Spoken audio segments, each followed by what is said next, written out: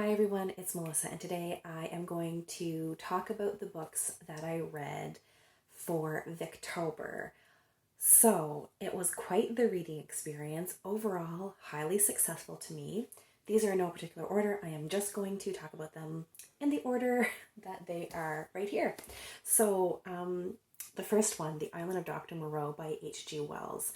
So, this is a little book that I think packs quite a punch. So, this follows someone who is shipwrecked and he eventually finds himself on this island where Dr. Moreau and his assistant are performing weird experiments. Let's see if you can see here. So they're doing these weird experiments where they're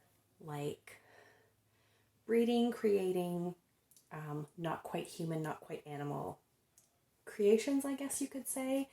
And then we kind of spiral into chaos after a while. But this is definitely my cup of tea. I would call it a horror. And I thought it was quite thrilling. It's definitely for those who kind of like that weird kind of plot. It is a little out there. But trigger warnings for animal abuse. I found some of these passages, they weren't necessarily graphic, but the suffering was definitely explained, and that was actually quite difficult. So warnings for that. And also, you really have to overlook quite a lot of racist language, a lot of his descriptions comparing the look of some of these part animal, part man creations. Let's just say they are compared to certain groups of people, and it was all very So this might not be everyone's cup of tea. You really have to kind of overlook the language of the time, which is super problematic. But I really enjoyed the story, and I thought it was really gripping, but definitely weird little story. The next book I want to talk about is Dr. Jekyll and Mr. Hyde and Other Strange Tales by Robert Louis Stevenson. So this is a collection of short stories. I don't know, maybe you'd qualify Dr. Jekyll and Mr. Hyde as a novella. It's definitely the longest story in here. I actually didn't read all of these because for October I wanted to read things that were spooky in some way, so either horror or thrillers or gothic literature. And this collection of stories ends with an unfinished romance that Stevenson was writing when he died. And I was like, I don't want to read a romance. And also I didn't really feel like reading an unfinished story. I just don't really see the point, I guess. So I just read the ones that were a little spookier. So Dr. Jekyll and Mr. Hyde.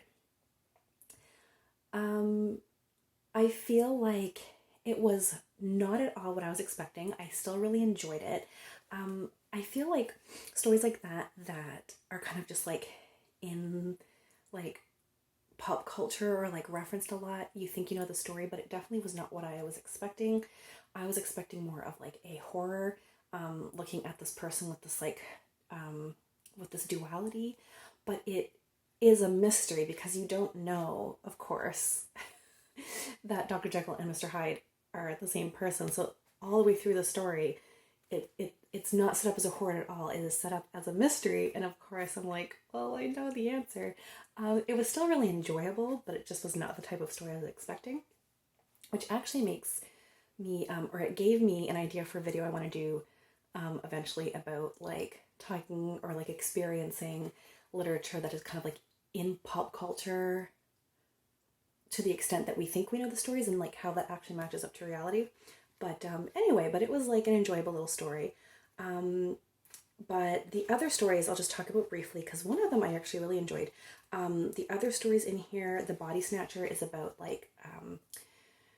grave robbers, and which was an actual pretty big problem during the Victorian era. where like just the advancement in like medical sciences, pre-Victorian era, it was very taboo and like I think pretty much illegal to do any like dissections or autopsies of people. So like our understanding of how the human body worked was very limited.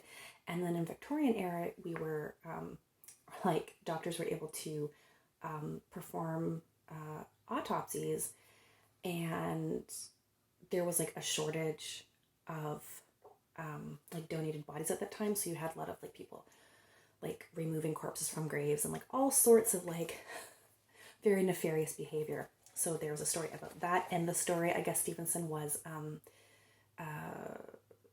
inspired by like a true story of some grave robbers. And then the next one was my personal favorite, The Bottle Imp, which is about this like bottle that a little imp, like a little demon lives in. Like you can't see him, but he's in there, and you can grant wishes. And when I first started reading this, I thought it was going to be kind of like the monkey's paw story, where yes, you can get what you want, but always kind of like at a cost type of thing. And I thought that because the very first wish granted, what like the person got what they wanted from like their uncle dying and leaving an inheritance. So I thought it was going to be kind of like the monkey's paw, but it wasn't. It had kind of a different twist, and I really, really liked it a lot. And then the last little spooky story in here is called Markham, and it's about a killer, and I don't even really remember that one very well. So that one didn't stick with me as well, but he kills someone, and then someone bursts in and like talks to him and like knows who he is. I can't really remember it, but anyway, overall an enjoyable little collection that I would recommend, even if you think you know the story of Jekyll and Hyde. It's not exactly what I was expecting, and I thought it was interesting, and I definitely liked the other stories as well. So the next book, Jane Eyre by Charlotte Brontë, definitely a very well-known classic that I hadn't read, didn't know much about. I don't want to talk about it too much because I feel like I will spoil things if you don't know, like I didn't know what it was about. So in very brief summation, it's a coming of age story of Jane Eyre, and it starts when she's a child, and it goes to her like going to school and then becoming a governess after school, and kind of her journey into womanhood and like trying to navigate romance alongside her own wishes for her life. This one, I enjoyed it while I read it, but I have to say my enjoyment's not the right word, but my thoughts on the book are definitely changing over time, and it's one of those ones that percolates after you're done reading it, and I can definitely see myself rereading this in the future because I think the experience will be very, very different for me. As I was reading it, I was really enjoying it, but some of the plot points are just a little bit ludicrous, and so I was kind of rolling my eyes a little bit like, what the heck has just happened kind of mentality. And then another thing that I found while I was reading it was that I just so loved Jane's character as a child. Like she's just really spunky, I guess. She's just really spirited and has a bit of a temper, but like sticks up for herself. And then I found in the middle section of the book, like after she goes to become a governess, I found her like so much more subdued, but like obviously we change as we age, but I think I was just missing that young Jane so much that it kind of put a damper on that middle section, but I found she came back towards the end. But I participated in the Jane Eyre read along, and we had a Zoom discussion. So this was hosted by Kate Howe and Emily from Novelle Novels, and there were a few of us who had a discussion, and that really changed my mind about some of the middle section. And some people brought up some good points about how she didn't really lose her spunk in the middle, but you kind of have to read her dialogue more carefully. Anyway, I found the plot completely ludicrous. However, this book really won me over on like its themes. It's one that you can really dig a lot into. I love the themes of like Jane like trying to find family. I love the themes of like independence and her wanting to make a life of herself on her own terms.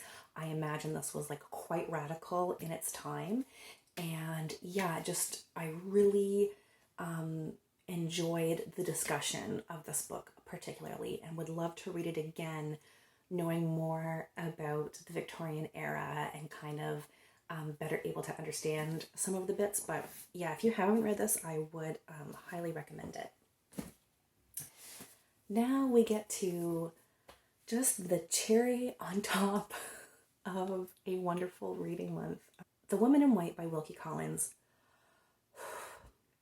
I don't even really know how to talk about this book. Okay. I'm laughing because this book, if you thought the plot in Jane Eyre was ridiculous, boy oh boy, wait till you read this.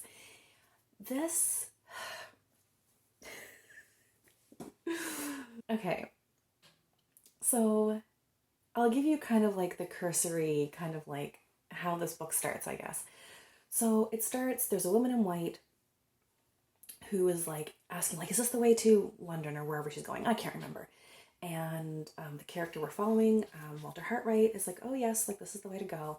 And then she runs off, and then a cart comes like a few minutes later asking, has anyone seen this woman? She's escaped from the local asylum. That kind of kickstarts the whole book.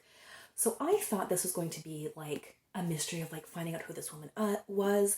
Is she really insane, or was she being kept there kind of under like false pretenses?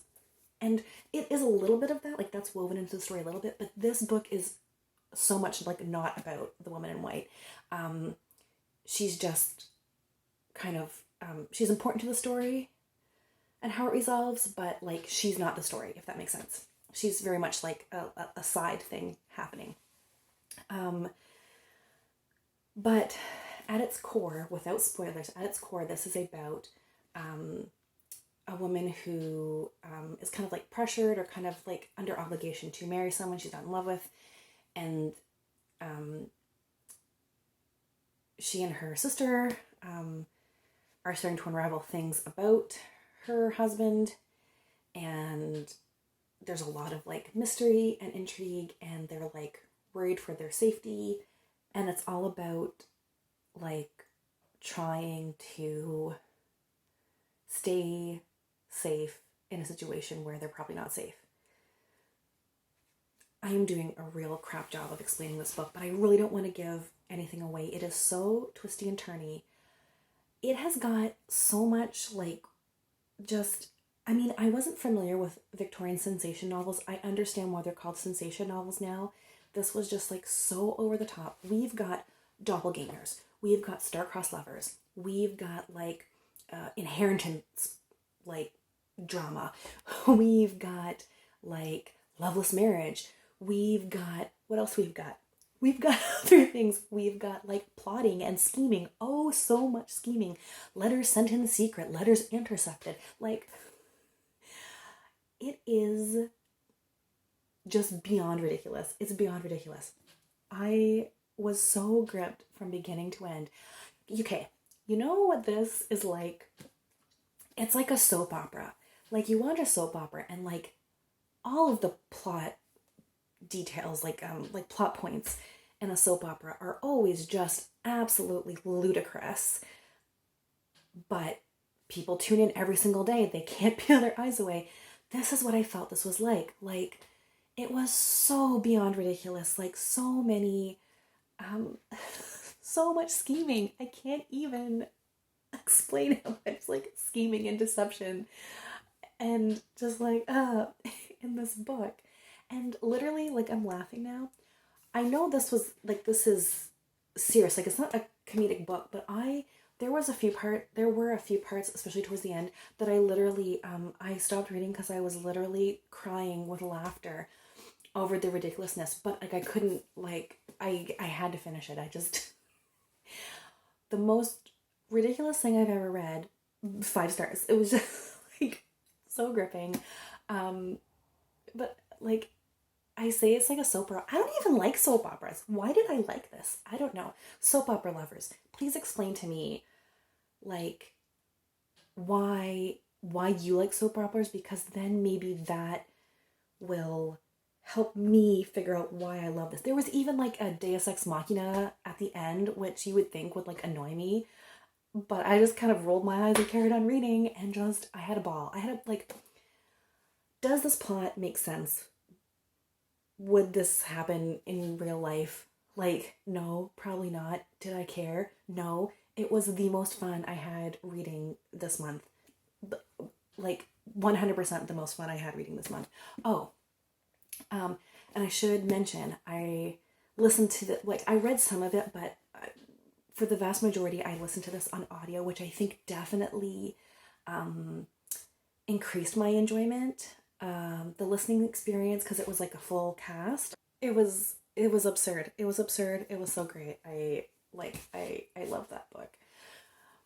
So those were the 4 books that I read for Victober. This was my first Victober, and I so loved it. I'm already thinking of like all of the Victorian novels that I would like to get to for next October. Please let me know down below like what you read for Victober. Did you have any good reads? Did you have some duds? Point me to your videos for your wrap ups. And as always, thanks everyone for watching, and we'll chat soon. Take care. Bye.